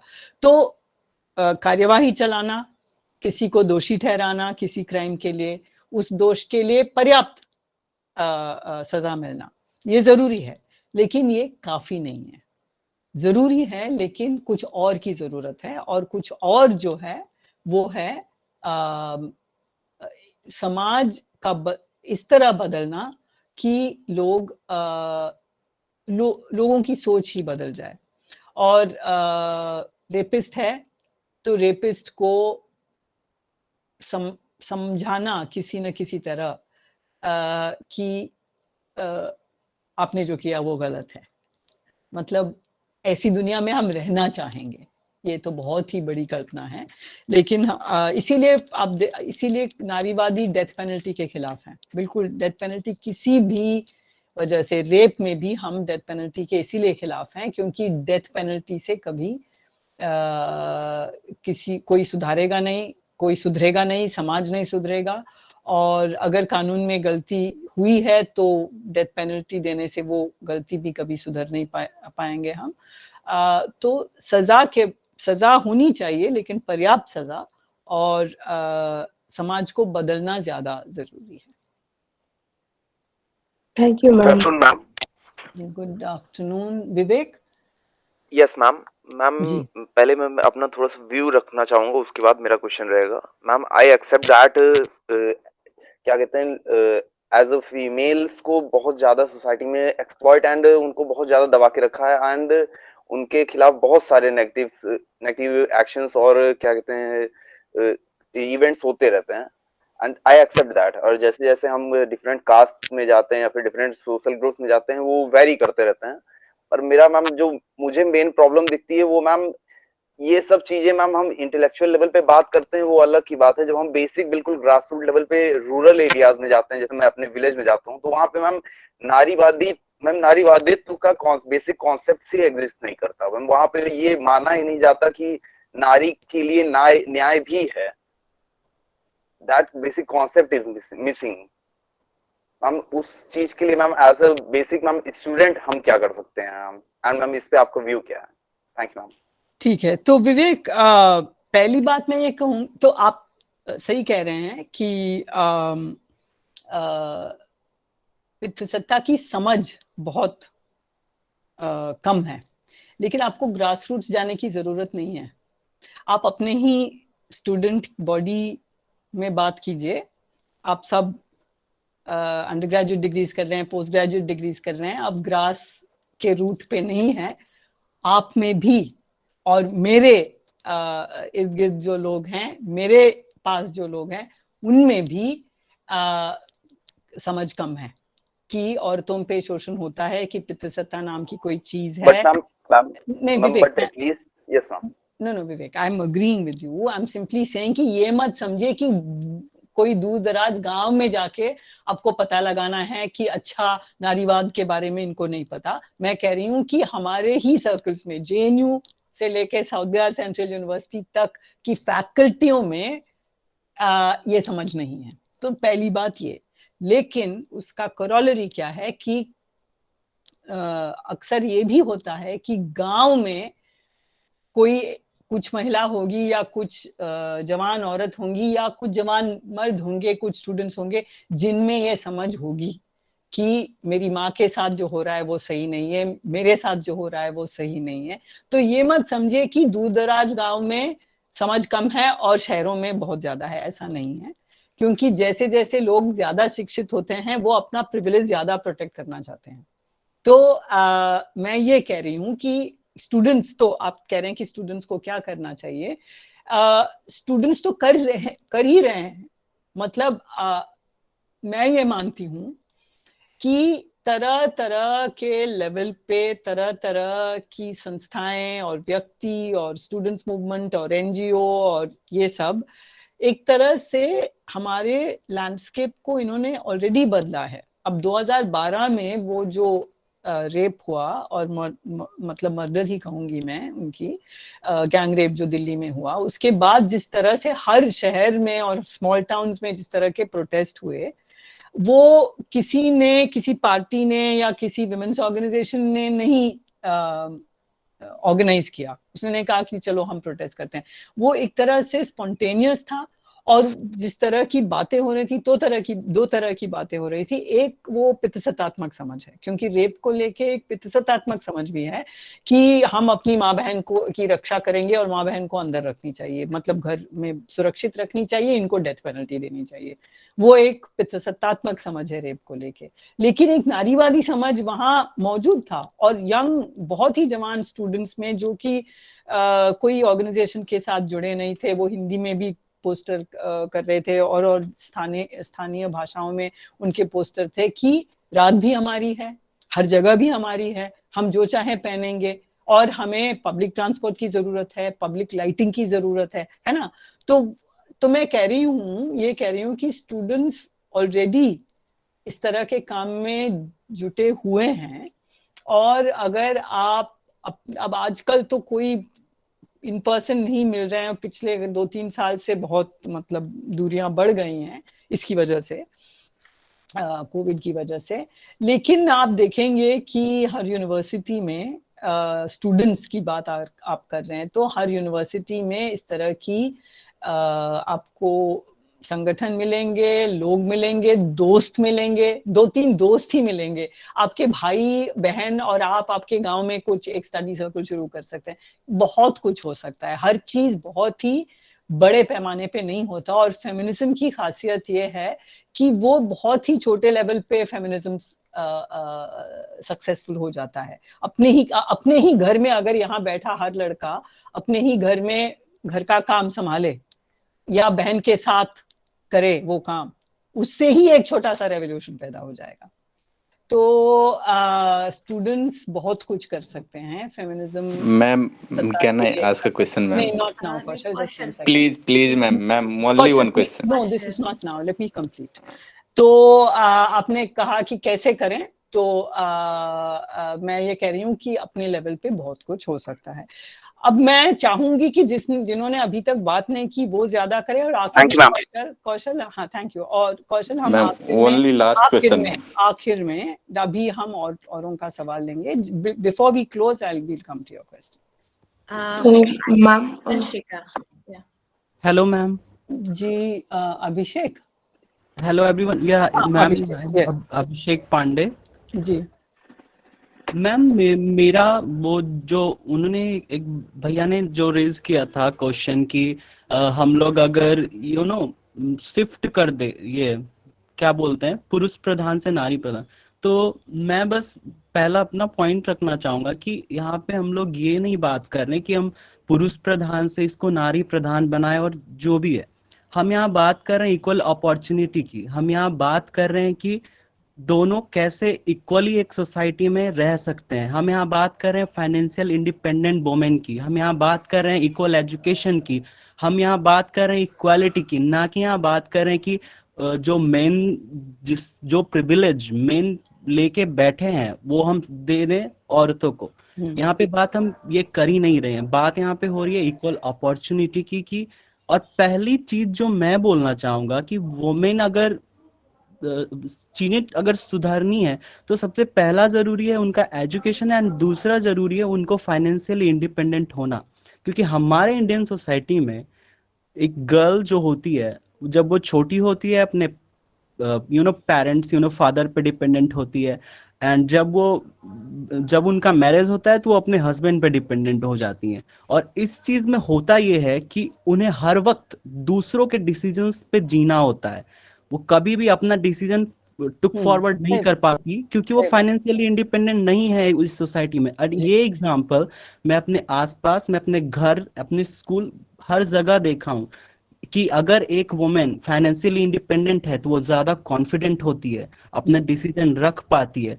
तो मैं बस यही बोलना चाहूंगा कि हम कितनी भी बातें कर ले, बट जब तक ये चीजें मेंटेलिटी जब तक नहीं सुधरेगी तब तक कुछ नहीं हो सकता। आप कुछ भी कर लो, लॉ ये वो, बट ये हमारी मेंटेलिटी में कहीं ना कहीं आ जाता है। क्योंकि अगर आप देखो एक और एग्जांपल मैं दूं, क्रिकेट एक ये गेम। आपका लास्ट एग्जांपल रखें क्योंकि और लोगों को यस मैम, ये मेरा लास्ट एग्जांपल है। मैं ये बोलना चाहूंगा कि क्रिकेट एक गेम है जिसमें कि दोनों male and female equal effort लगाते हैं, सब कुछ इक्वल होता है। लेकिन अगर देखें तो उनकी सैलरी में बहुत डिफरेंस होता है। तो क्यों ये डिफरेंस है? तो डिफरेंस क्यों है ये मैं ये पूछना चाहूंगा। उनकी सैलरी में क्यों डिफरेंस है जब ये सेम गेम है, सेम सब कुछ है? तो क्या एग्जांपल सेट किया जा रहा है ये? एंड मैं साइंस बैकग्राउंड से हूँ एंड सोशल साइंस में मेरा खासा इंटरेस्ट है। तो मैं ये इसलिए मुद्दा रखना चाह रहा था कि नहीं, साइंस के स्टूडेंट भी सोशल साइंस अच्छे से समझ सकते हैं। Thank you Abhishek. नहीं, मैं बिल्कुल पूरी तरह आपसे सहमत हूँ। Thank you for putting that out there. मैं सिर्फ एक शायद छोटी सी बात कहूंगी कि मेंटालिटी तो बदलनी है, लेकिन ढांचागत अगर बदलाव आते हैं ना तो मेंटालिटी अपने आप बदल जाते हैं।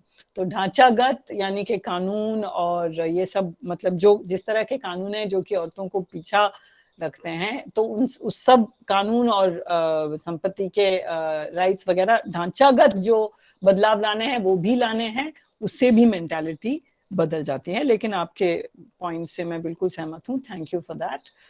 कविता जी, मैं पूछूं कब तक 12:23, हम क्या 12:30 को खत्म करें?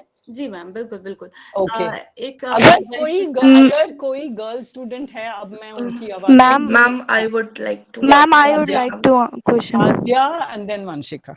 Ma'am, yes, ma'am. Every day we hear cases of women being molested, murdered, and thrown away. And after that, what we see is just a few candle marches, a few protests, and then everyone is going to forget about that case. So, ma'am, please, can you emphasize about something about this? And, ma'am, I have my second point that if any girl faces some problems when she moves away, and suppose she is being teased by someone. Then most of the girls feel it even insecure to share it with their family, because when she would share it, then most of the families and the orthodox parents, they will put restrictions on the girl that you should not go out for your education or don't move out of the house, you will have problems. So ma'am, why are not the boys taught about no, you should allow a girl to freely move in the streets? And eve teasing is seen many times, which a girl can't even share with their peers and parents. Thank you Aadya. आप सही कह रही हैं कि तो मेरे समझ में यहाँ मौजूद करीब 100 लोग हैं, जिसमें से शायद एटलीस्ट 50%, लेकिन इससे ज्यादा भी लड़के हो सकते हैं। और पहले 5-6 वक्ता सारे लड़के थे। तो मैं इस सवाल को उनके दिमाग में डालूंगी। मैं नहीं चाहती हूँ कि कोई जवाब हो अभी, लेकिन इस तरह के मीटिंग जो जनमन विवेचन टाइप के संस्था या जो भी है आपका जो कलेक्टिव जो भी है, इस तरह के मीटिंग्स के जरिए लोगों की सोच को बदलने की कोशिश हो रही है, और मैं इसको कभी इस तरह की कोशिश को मैं उतना ही इम्पोर्टेंट मानती हूँ जितना कि कानून को बदलना। तो आद्या, आपने बहुत सही कहा कि जब हैरेसमेंट या वायलेंस या रेप होता है, कुछ मार्च होते हैं, फिर लोग भूल जाते हैं।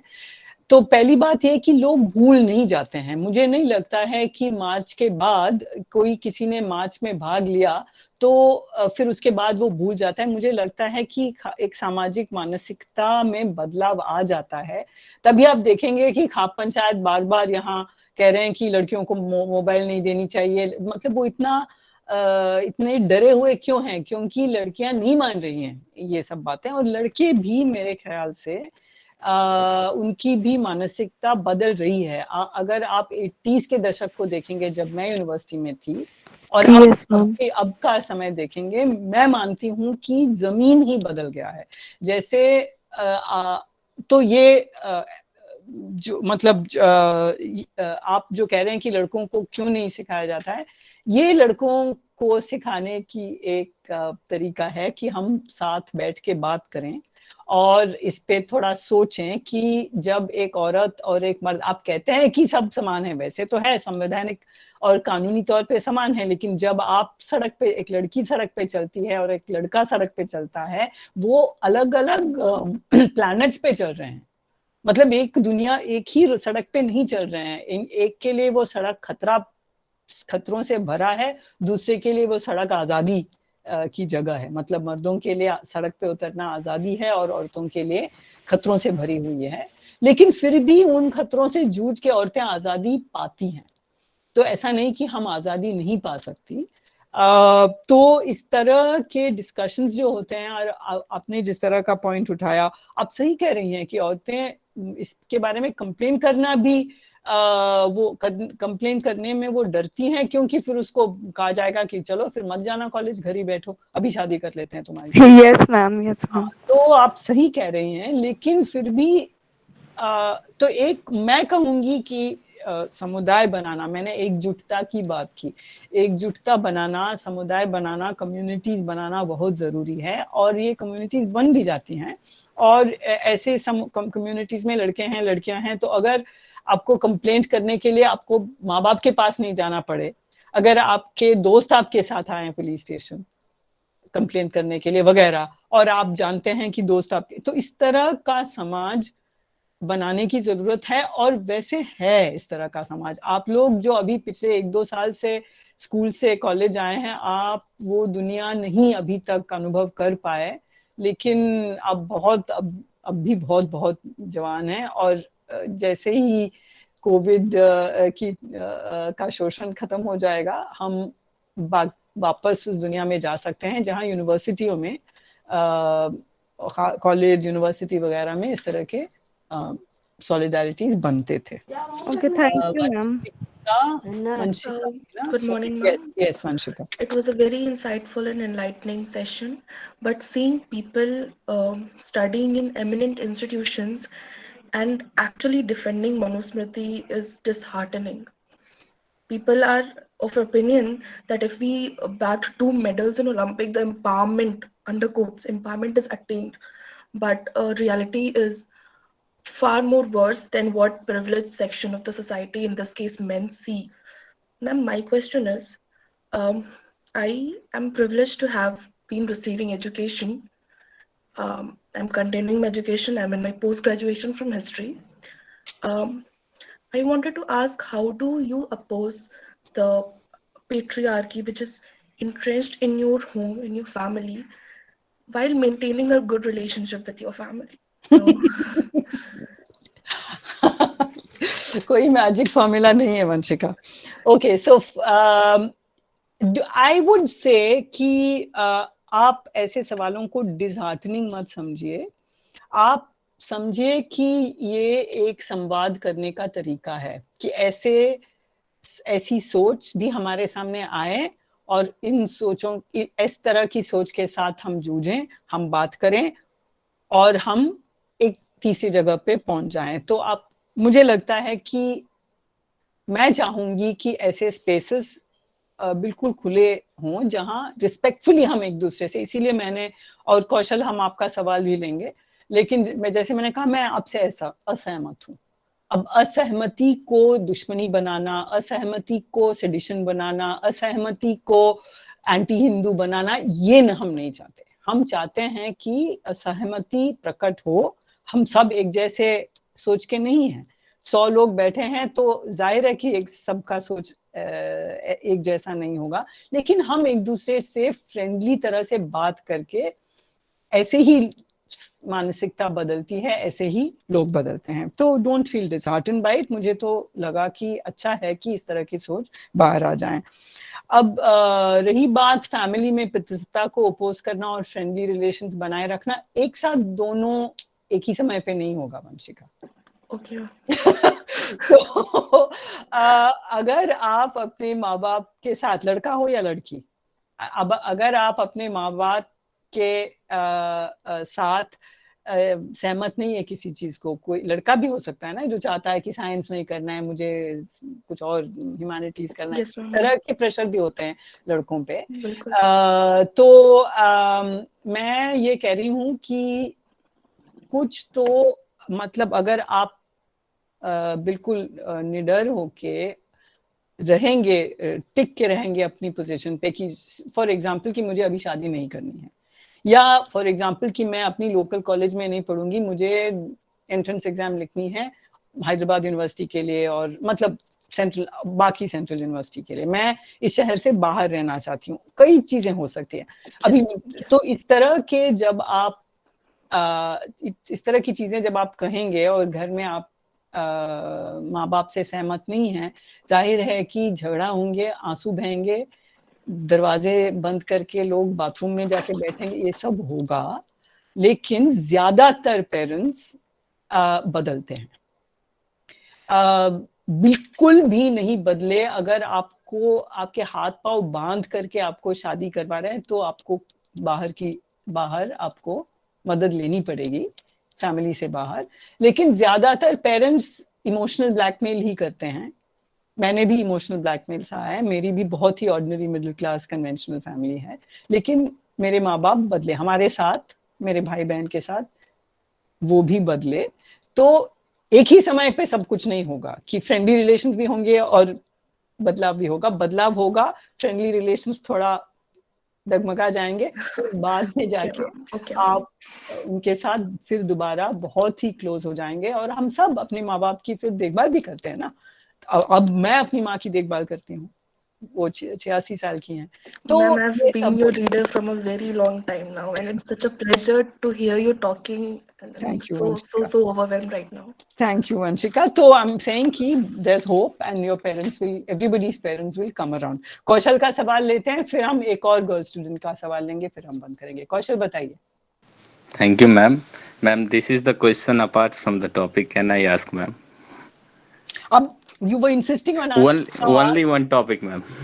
Go on. Ma'am, yesterday only I had read about some statement about you, ma'am. You said Hindu society is the most violent, and this is the root violent society in the world, and Muslim is the modern religion. I said that. I said Muslim is modern. Ma'am, I was going through an article, ma'am. Then I have read, ma'am, you can see, ma'am, the Kashmiri Pandits who are Hindus were raped and murdered in India. They are living as refugees. Kaushal, I can without मतलब कोई बेझिझक मैं आपका पूरा speech अब दे सकती हूँ। मैं इस स्पीच से बहुत अच्छी तरह से फेमिलियर हूँ, मैं जानती हूँ आपके पॉइंट क्या होंगे, सब कुछ। कश्मीरी पंडित भी आ गए, मतलब सब कुछ आ जाते हैं, मुझे पता है। So I just want to say one thing about Jammu and Kashmir. I just want to say कि जब उस टॉक में मैंने कहा कि हिंदू सोसाइटी इज वायलेंट, आपके कितने दलित दोस्त हैं कौशल? कितने आपके फैमिली में कितने दलित? Yes, almost. आप खुद दलित हैं क्या? More than 50, ma'am. आप खुद दलित हैं क्या? Yes ma'am. अच्छा, आप खुद दलित हैं? Yes ma'am. और आपको लगता है कि हिंदू सोसाइटी वायलेंट नहीं है? तो फिर मैं ये कहूंगी कि ठीक है, अगर आप ये मानते हैं तो फिर मुझे लगता है कि ये उस तरह का बहस होगा जहां कोई औरत मुझसे कहती है कि पितृसत्ता नाम की कोई चीज नहीं है और मैं बहुत ही खुश हूँ शादी करके, अपने पति के पाँव धो के मैं बहुत खुश हूँ, मैं चाहती हूँ कि मैं ऐसा ही रहूं और मेरी बेटी भी ऐसा ही रहे, तो मैं कहूंगी उनसे कि आपको आपकी जिंदगी मुबारक, मैं अपनी नारीवादी दोस्तों के साथ जा रही हूँ। तो मैं कहूंगी कि अगर आपको ऐसा लगता है कि दलित बहुत महफूज हैं, बहुत ही सुरक्षित हैं हिंदू समाज में, मैं चाहती हूँ कि आप किसी सफाई कर्मचारी से बात करें जो कि ड्रेन में मतलब हर रोज अपनी जिंदगी की खतरा लेके हमारी टट्टी साफ करते हैं। ठीक है, मैं वो शब्द इस्तेमाल कर रही हूँ, आप उनसे बात कीजिए, आप बेजवाड़ा विल्सन से बात कीजिए, आपके 50 दलित दोस्त और आप अगर हिंदू समाज में बहुत खुश हैं तो मैं अपने दोस्तों के साथ जा रही हूँ। ठीक है, thank you. Final question from a girl student. Good afternoon, ma'am. Ma'am, my question to you is that आपने कहा कि रेपिस्ट को डेथ पेनल्टी नहीं मिलनी चाहिए, तो उनके साथ क्या होना चाहिए? उन्हें कैसे समझाया जाए प्रैक्टिकली कि वे जो कर रहे हैं वो गलत है? क्या हम उन्हें बोलकर समझाएंगे कि नहीं आप जो कर रहे हैं वो गलत है? हाँ, और हमें ये कैसे पता चलेगा कि वे समझ गए हैं कि ये चीज गलत है? ओके, खुशी, नंबर 1, उनको बहुत सही तरह से पता है कि ये गलत है। कोई रेपिस्ट ये नहीं समझता है कि मैं क्या कर रहा हूँ ये सही है, वो समझते हैं कि ये गलत है, लेकिन वो करते हैं क्योंकि वो समझते हैं कि मेरी कोई सजा नहीं होगी। इसीलिए मैंने ऋचा से कहा कि पर्याप्त सजा होने की जरूरत है और फौरन, मतलब हम ये चाहते हैं कि सजा हो, वो पर्याप्त हो और वो फौरन हो, ऐसा नहीं कि 10-15 साल चले केस और मैम तो डेथ पेनल्टी होनी चाहिए कि नहीं? खुशी, मैंने सुना आपकी सवाल, मैं उस पे आ रही हूँ। तो आपने कहा, तो पहले मैं इस सवाल पे आ रही हूँ कि डेथ पेनल्टी के बाद आपने क्या, हाँ, कि कैसे समझा जाए। तो उनको पता है कि ये गलत है, वो करते हैं क्योंकि फौरन सजा मिलने की कोई मतलब चांस, उनको लगता है कि चांस नहीं है, और उनको लगता है कि वो करके वो they will get away with it, मतलब वो करके वो बिल्कुल सुरक्षित रहेंगे, इसीलिए वो करते हैं। तो उनको ऐसा समझाने की कोई खुशी, मैम तो प्रोविजन तो ये होना चाहिए कि डेथ पेनल्टी उन्हें तुरंत मिलनी चाहिए, उसमें डिले नहीं होना चाहिए, ये होना चाहिए प्रोविजन ना। हो गया खत्म आपकी बात? नो मैम, मेरा ही कुछ नॉट है। तरह से खत्म कीजिए, क्योंकि बार बार मुझे इंटरप्ट करने से I lose my train of. अभी आपने कहा कि डेथ पेनल्टी वाली बात मैंने लिख दी है, अब बताइए और कौन सी बात? मैम अभी आपने कहा कि दलित की कंडीशन अच्छी नहीं है, लेकिन मेरे क्लास में अबाउट 50% स्टूडेंट्स जो हैं वो दलित हैं और वो बहुत अच्छी क्लास से बिलोंग करते हैं, उनका कंडीशन बहुत अच्छा है और उनका कंडीशन एक हायर कास्ट के स्टूडेंट से भी अच्छा है। तो अगर वो ऐसे अगर उन पे ऑपरेशन होता तो वे इतने अच्छी कंडीशन में कैसे रहते हैं? तो खुशी, आप बैठी हैं ना इसी यूनिवर्सिटी में, अगर वे होते तो उनका कंडीशन इतना अच्छा कैसे हो पाता? अगर वे आपका सवाल बहुत आसान है, मैं समझ गई, बार बार कहने की जरूरत नहीं है। ठीक है, तो आप कह रहे हैं कि आपके क्लास में कई सारे दलित हैं जो कि बहुत अच्छे कंडीशन में, आपकी कंडीशन भी तो बहुत अच्छी है। यस मैम, तो इसमें डिफरेंस, ये दलित वाली तो कोई बात ही नहीं हुई ना कि दलित है तो वो कमजोर है, नहीं ऐसा नहीं है, जो दलित है भी अच्छे हैं। I will not enter जो अच्छी कंडीशन पे खत्म मेरी बात, मुझे और कुछ नहीं कहना है। ठीक है, थैंक यू। इस तरह से नहीं हो सकता कुछ, आपने बहुत बेइज्जती की है मेरी, इस तरह नहीं करते बात।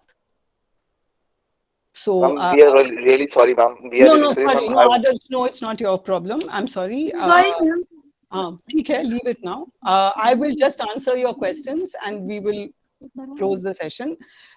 मैंने अभी तक किसी के सवाल को नकारा नहीं है, मैंने बहुत ही पोलाइटली हर किसी का जवाब दिया है।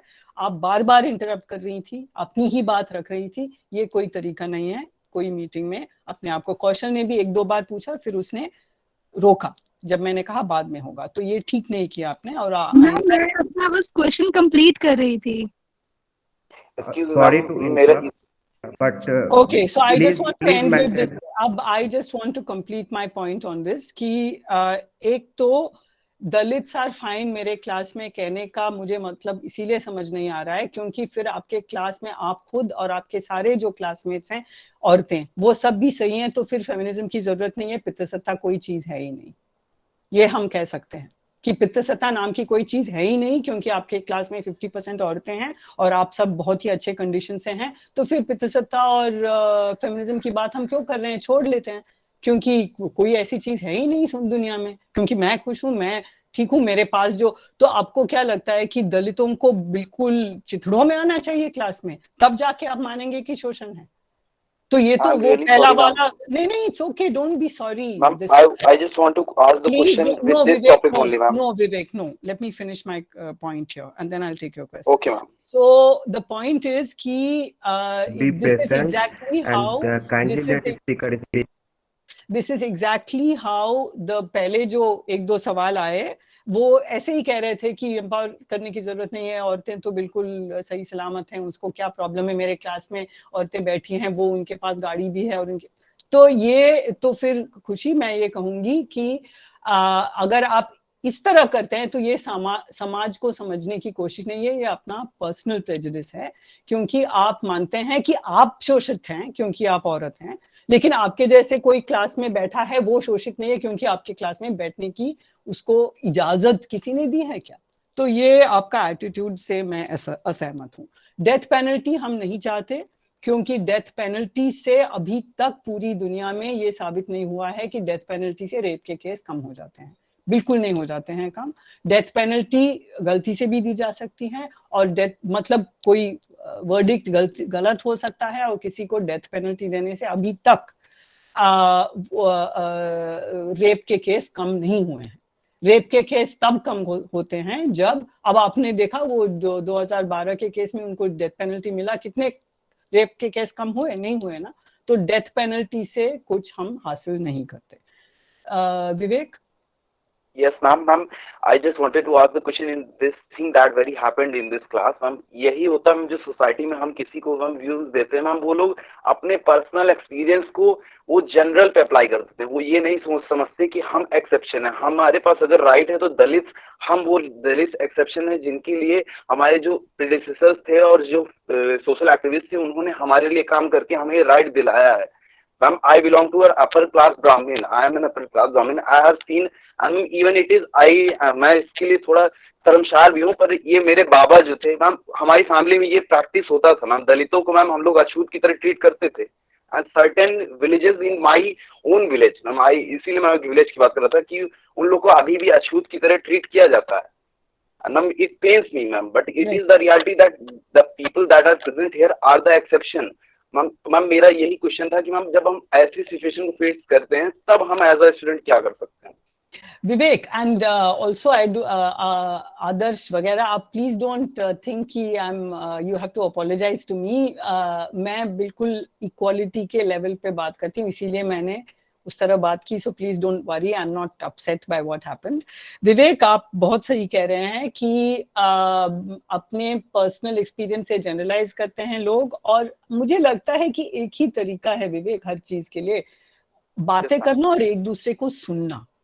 बार बार किसी को मतलब जो कोई बोल रहा है उसको टोकना बार बार कि मेरी बात खत्म नहीं हुई, मेरी बात खत्म नहीं हुई। आपकी बात कभी तो खत्म करें आप और दूसरे की बात सुने। तो हमें उस तरह का एक डायलॉग का माहौल दोबारा उसकी सृष्टि करने की जरूरत है। मुझे लगता है कि आज का जो इवेंट है, मैं ऐसा ही मानती हूँ कि ऐसा ही एक इवेंट था जहाँ तरह तरह की राय एक्सप्रेस हुए। पता नहीं आप लोग एक दूसरे से IRL में मिले हैं कि नहीं अभी तक, इन रियल लाइफ आपने मिला है कि नहीं इन सब से, या आप पूरा ऑनलाइन चल रहा है, सब कुछ हो सकता है ऑनलाइन ही चल रहा हो, लेकिन आप मिलेंगे। मैं कायनात से प्रार्थना करती हूँ कि इस साल 22 में आप सब मिलेंगे और आप बातें करेंगे और एक दूसरे को के साथ विवाद करेंगे। यही है जनवादी समाज का सबसे बेहतरीन जवाब। और मैं बहुत ही खुश मैं हूँ कि आज इस तरह की सारी बातें सामने आई और हमने इस पे बात की। Thank you. Thank you ma'am. Thank you. Hello ma'am. Thank you. I think we'll have to stop now. Divya, Ma'am, shall we last take one question. last question? Okay, Divya, come. Tell me. Ma'am मेरा question भी है और मैं कुछ समझना भी चाहती हूँ। जैसे कि सरकार का कुछ महिलाओं को आगे बढ़ाने के लिए और प्रोत्साहित करने के लिए अगर माँ बाप उन्हें BA तक पढ़ाते हैं या फिर ग्रेजुएट उनको करते हैं, तो फर्स्ट डिवीजन आने पर उन जो फर्स्ट आती हैं उनको प्रोत्साहित किया जाएगा पैसे से या फिर अलग अलग सुविधाएं प्रदान की जाएगी। तो मैम अगर मतलब कुछ माँ बाप ऐसा करते भी हैं तो वो उस समय तक बच्चों की एज जो मतलब लड़कियों की एज है, वो जो समाज में बनी हुई है मान्यता है कि इतना तक बच्चियों की शादी हो जानी चाहिए, तब तक उस चीज को लेकर वो लेट हो जाता है कि मतलब ग्रेजुएशन कराने में माँ बाप को भी हो जाता है कि चलो हाँ पैसे तो आएंगे इस बहाने। तो इस चक्कर में उनकी एज, शादी की एज तो जो समाज में मान्यता है कि इतने तक हो जाना चाहिए, वो तो निकल जाती है। और जब वो शादी करने के लिए जब जाती हैं तो उन्हें फिर दहेज भी देना पड़ता है और वो जो खर्च किए पैसे बेटियों के पढ़ाई में वो अलग से उन्हें देना पड़ता है। मैम मेरा सेकंड पॉइंट है, ये पॉइंट क्या है कि I didn't understand your point कि आप स्कॉलरशिप वगैरह देती है सरकार और पेरेंट्स इस पैसे की लालच में बेटी को शादी जल्दी से नहीं कराते, लेकिन जब शादी कराते हैं तब सब कुछ करते हैं, दहेज भी देते हैं, ये कह रहे हैं आप? हाँ मैम, जैसे कि वो पढ़ाने के चक्कर में मतलब पैसे के चक्कर में उन्हें पढ़ाते हैं और जब वो शादी कराते हैं तो उन्हें पैसा मतलब उन्हें तो 50,000 मतलब जो भी मिलना रहता है राशि ग्रेजुएशन के बाद वो माँ बाप को मिल जाता है बच्चे के थ्रू, लेकिन जब वो बच्चे का शादी कराने जाते हैं। हाँ मैम, मेरा सेकंड पॉइंट है कि जब कोई महिला क्राइम करती है, क्योंकि हम लोग मतलब सब इक्वल हैं तो ठीक है, जो पुरुष क्राइम करेगा तो महिला भी करेंगी। तो अगर महिला क्राइम करती हैं तो उनका बैकग्राउंड लेवल मतलब कुछ वो ज्यादा शोषित हैं और उस शोषण की वजह से वो क्राइम वाले एरिया में वो चली गई। तो क्या हमें उनके साथ कुछ सहानुभूति रखना चाहिए या फिर इक्वली ही उनके लिए जस्टिस प्लान करना चाहिए कि जो एक पुरुष को मिलेगा तो वही एक महिला को भी मिलना चाहिए? मैम मेरा थर्ड और लास्ट पॉइंट है कि विदेशों में कहा जाता है कि एक टीचर ने हमें मतलब मुझे बताया था कि विदेशों में ऐसी मान्यता है कि माँ और बहन को छोड़कर बाकी सब पत्नी है, और भारत में ऐसी मान्यता है। टीचर ने आपको ये बताया? वो कौन से क्या होगा उन्होंने? मैं वंडरिंग। हाँ बोलिए। ऐसे उन्होंने फ्लो में कहा कि विदेशों में माना जाता है कि माँ और बहन को छोड़ के सारी सब पत्नियां गर्लफ्रेंड हैं, और भारत में ऐसा नहीं है। पत्नी और माँ को और मतलब पत्नी बहन मतलब बहन और माँ को छोड़कर सब भाई बहन हैं, और पुरुषों के लिए भी यही है और महिलाओं के लिए भी यही है। तो मैम ये मैं समझना चाहती हूँ। और मेरा जो फर्स्ट वाला क्वेश्चन था जो प्रोत्साहन वाला, वो शोषण का कोई नया तरीका ना बन जाए आगे चलकर, तो ये हो सकता है? Okay Divya, so I think पहली बात आपने जो कहा वो उससे कैसे जूझे मैं नहीं कह सकती, लेकिन आप जो कह रहे हैं उससे मेरी एक बात को ज्यादा मतलब वो मेरी एक बात ज्यादा मजबूत हो जाती है कि परिवार जो मौजूदा परिवार है वहाँ शोषण बहुत ज्यादा है। हम इस तरह समझते हैं कि परिवार प्यार मोहब्बत की जगह है, लेकिन आपने जो तरीका बताया जिससे कि पेरेंट्स बेटियों को एक्सप्लॉइट करते हैं, मैंने इसके बारे में कभी सोचा नहीं था कि वो स्कॉलरशिप भी लेते हैं, उसके पैसे भी लेते हैं, लेकिन वो शादी भी कराते हैं और फिर कहेंगे कि शादी की खर्चे में वो पैसा चला गया। मुझे लगता है कि शायद ये स्कॉलरशिप के पैसे जो आते हैं वो लड़की के बैंक अकाउंट उस तरह होना चाहिए कि लड़की के बैंक अकाउंट में मतलब वहाँ कोई अगर उस तरह का आंदोलन हो कि लड़कियों के नाम से वो पैसे हो और लड़की कह सके कि नहीं अभी मुझे शादी नहीं करनी है, मुझे आगे और पढ़ना है वगैरह, तो उसके लिए वो पैसे रखें, उस तरह का कोई आंदोलन चलाना होगा मुझे लगता है। लेकिन ये बात तो तय है कि परिवार कोई सिर्फ प्यार मोहब्बत की जगह नहीं है, काफी काबू में रखने वाली जगह है औरतों को और मर्दों को भी।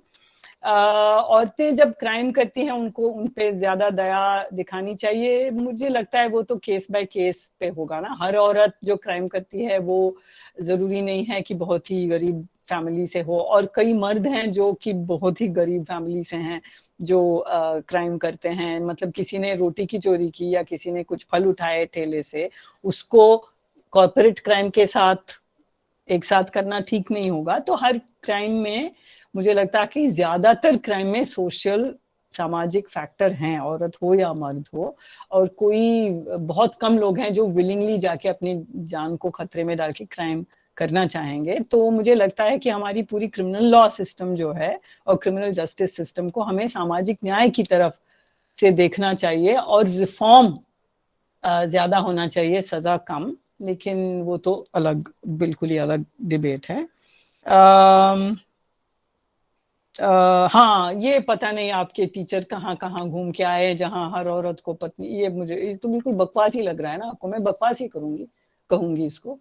कि यहाँ इतना, अगर ऐसा होता कि यहाँ अपनी पत्नी के अलावा हर कोई अपनी बहन है, तो इतने रेप कैसे होते? इतनी छोटी सी 3 महीने 4 महीने की बच्ची के रेप कैसे होते? और बुजुर्ग महिलाओं की रेप होती है, 60-70 उम्र की औरतों की रेप होती है। तो ये तो इतना मतलब बकवास है। आपको हंसना चाहिए अगर ऐसा कहते हैं वो, तो हंस लीजिए, उसके मुंह पे हंस लीजिए। पूछिए कौन सी देश है जहाँ ये सब होता है कि हर औरत किसी और, सिर्फ इंडिया में औरतों की इज्जत की जाती है। मतलब मुझे हंसाइए मत आप। बाहर से औरतें, टूरिस्ट औरतें आती हैं, वो जिस तरह का सेक्सुअल हैरेसमेंट फेस करते हैं इंडिया में, आपको हंसना चाहिए उनके मुंह पे। खत्म करें? Thank you ma'am. बिल्कुल बिल्कुल, ये सेशन थैंक यू बहुत मैम। ओवरवेलमिंग था मैम, आपकी प्रेजेंस बहुत ओवरवेलमिंग है। और थैंक यू मैम। सौरभ, बहुत सारे सवाल हो चुके और हम अपना टाइम लिमिट एक्सीड कर रहे हैं, तो प्लीज एक्सक्यूज अस इस बार के लिए। और नाउ ओवर टू प्रथम फॉर वोट ऑफ थैंक्स। धन्यवाद मैम। मैं प्रथम राज, मेरी आवाज जा रही है ना? जी जी जी जी, धन्यवाद।